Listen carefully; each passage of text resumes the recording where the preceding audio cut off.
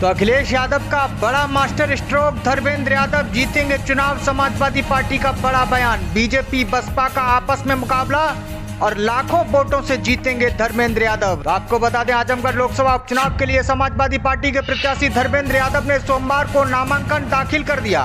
अपना नामांकन दाखिल करने पहुंचे धर्मेंद्र यादव ने कहा कि इस जिले में समाजवादी पार्टी का किसी से कोई मुकाबला न था, न कभी है और ना कभी रहेगा। तो आजमगढ़ ने हमेशा समाजवादी पार्टी को हवा देने का काम किया है।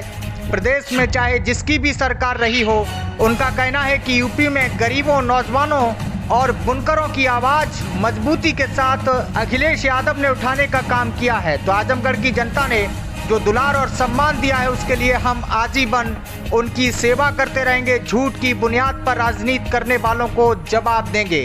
तो धर्मेंद्र यादव ने कहा कि ये मेरा सौभाग्य है कि इस जिले ने समाजवादी पार्टी के अलावा किसी को पनपने नहीं दिया।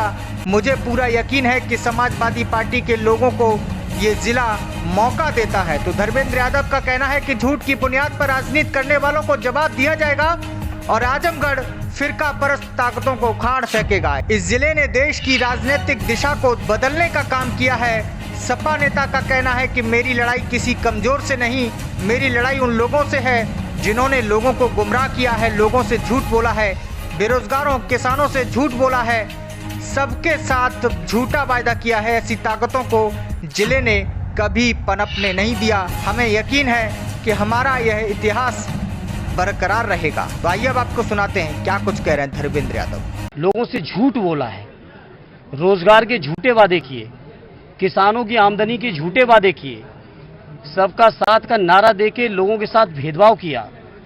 चुनाव आता है तो महंगाई घटती है और चुनाव खत्म होते ही महंगाई बढ़ जाती है। चुनाव आता है तो फ्री के राशन की एक योजना चलाई जाती है और चुनाव के बाद उसकी समीक्षा की जाती है कि किसी के घर में साइकिल तो नहीं है, किसी के घर में कोई इलेक्ट्रॉनिक सामान तो नहीं है। तो हमारी लड़ाई ऐसे लोगों से है और ये मेरी खुशनसीबी है, मेरा सौभाग्य है कि आजमगढ़ के लोगों ने ऐसी ताकतों को कभी पनपने नहीं दिया और आजमगढ़ के लोगों ने पनपने नहीं दिया है। अभी तक का इतिहास है और हमें यकीन है कि हमारा ये इतिहास लगातार आजमगढ़ में बरकरार रहेगा। भाजपा तो बहुत कुछ बात कहती है, भाजपा के कहने पर न जाए, पहले वो अपने परिवारवाद को देखें। कहा जाता है कि आजमगढ़ स्वर्गीय जनेश्वर मिश्रा जी ने कहा था ये संघर्ष का परिवारवाद है, ये कोई सत्ता का परिवारवाद लेके हम लोग नहीं आए, हम जनता के बीच में संघर्ष के लिए आए हैं। सर विधानसभा और यही नहीं, पहले भी संघर्ष किया है और जनता का आशीर्वाद प्राप्त हुआ है। आज आजमगढ़ की जनता ने जो मौका दिया है तो मुझे यकीन है कि आजमगढ़ की जनता का भी बहुत व्यापक आशीर्वाद मिलेगा। पूरा यकीन है कि आजमगढ़ के लोगों ने, जैसा मैंने कहा, कि हमेशा समाजवादी ताकतों को मौका दिया है। इस उपचुनाव में भी ऐतिहासिक तौर पर समाजवादी पार्टी को लोग ताकत देंगे और ये लोग जो झूठ की बुनियाद पर राजनीति कर रहे हैं, मैंने कहा ना कि बेरोजगारी के नाम पे उठाइए, महंगाई के नाम पे देखिए, गरीबों की आमदनी दूनी करने के नाम पे देखिए, राशन के नाम पे कैसा सौतेला व्यवहार हुआ। महंगाई कब बढ़ाई जाती है, कब घटाई जाती है, जनता बेहतर तरीके से जानती है। और आजमगढ़ के बारे में तो मैं जब इलाहाबाद विश्वविद्यालय में पढ़ता था, यहाँ के हजारों नौजवान जो हमारे साथ पढ़ते थे, उनका मानना था और कहना था कि आजमगढ़ के लोगों ने हमेशा देश की राजनीतिक दिशा को बदला है।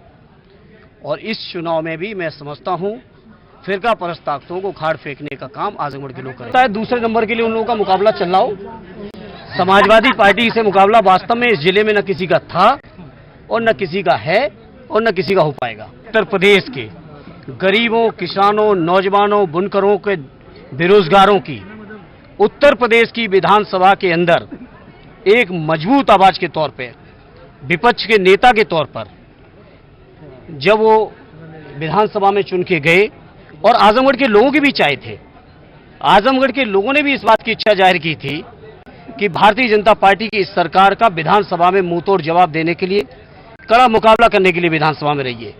और आदरणीय राष्ट्रीय अध्यक्ष जी के उत्तर प्रदेश की विधानसभा में रहने का आपने पिछले सत्र में परिणाम देख लिया होगा और आप ही ने नहीं, मैं समझता हूँ पूरे उत्तर प्रदेश और देश के जनमानस ने इस बात को महसूस किया कि आदरणीय राष्ट्रीय अध्यक्ष श्री अखिलेश यादव जी जब से उत्तर प्रदेश की विधानसभा में प्रतिपक्ष के नेता के तौर पर बैठे हैं, सरकार के लोग अब बहुत